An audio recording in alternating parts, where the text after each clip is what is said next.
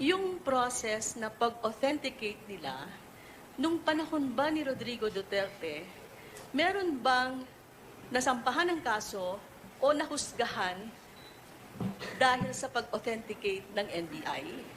Second, kailangan ko ring tanungin sa inyo, yung pag-authenticate, ma'am, ng sex video ninyo, NBI rin ang nag-authenticate. Maari din bang gamitin nila yung defense, no? Bilang para sabihin na tingnan mo, napalpak ang pag-authenticate ng video ni Senator De Lima. Kasi we're talking of authentication eh. Because in both cases, the NBI underwent process of authentication. So I want to ask, during Duterte's time, I remember that there were people who were arrested for videos they posted online, no? Videos threatening the president.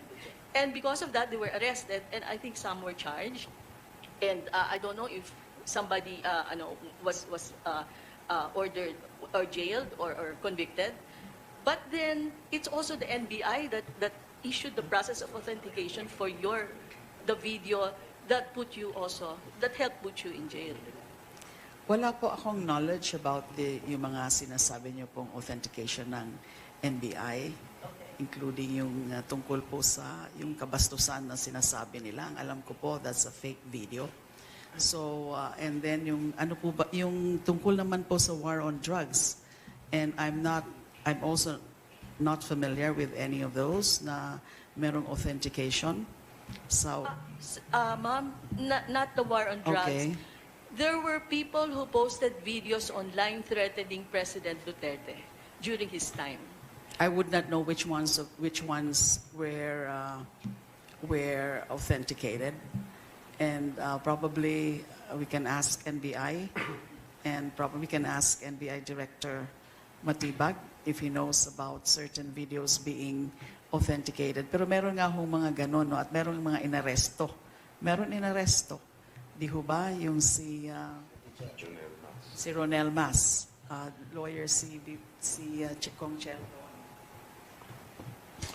Actually, yung mga kasong nabanggit ninyo, umabot yung ilan doon sa court, pero dinismiss yan ng trial courts dahil sabi nila wala naman talagang basehan.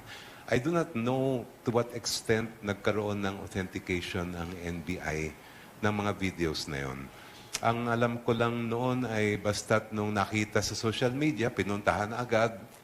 Actually, yung isang case, hinuli na wala namang warrant, na-trauma pa nga yung naging biktima noon.